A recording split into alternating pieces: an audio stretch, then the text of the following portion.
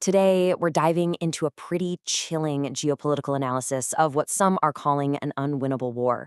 We're going to walk through a step-by-step scenario pieced together from a couple of sources that predicts how a conflict in the Middle East could do more than justify a conventional victory. It could actually reshape the entire global order. All right, let's just jump right in with the startling claim from our first source. And right off the bat, you can see we're not talking about some small regional skirmish here. The whole analysis starts with this premise that the path we're on is heading towards an almost unthinkable conclusion.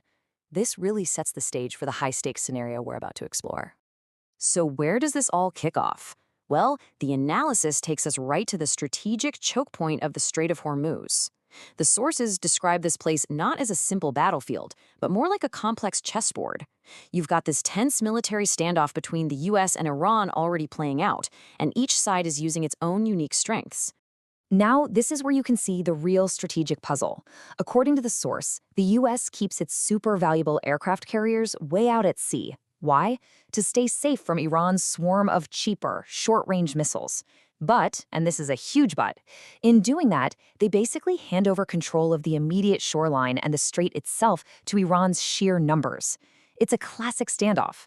So this strategic imbalance, this deadlock on the Hormuz chessboard, it leads to a really critical conclusion in the source material. A conventional war, the kind we usually think of, is seen as completely unwinnable for the United States. Let's dig into why that is. Yeah, impossible. That's a powerful word, right? The sources basically argue that because of Iran's whole missile strategy, their home field advantage, and just their ability to absorb damage, traditional military force isn't going to cut it. Even with allies, it wouldn't lead to a clear victory. It would just be a bloody, drawn-out stalemate. And this is exactly where this scenario takes a really significant and, frankly, dangerous turn. I mean, if you can't win conventionally, what options are even left on the table? This question leads us right to a major escalation point in this whole predicted chain of events. So you're faced with a military deadlock, right? You can't secure your objectives. The first source then lays out a scenario where the US starts considering tactical nuclear weapons, and not as some kind of last resort, but as a strategic tool to actually break that stalemate. Now, the analysis is super specific here, and this is a really crucial point.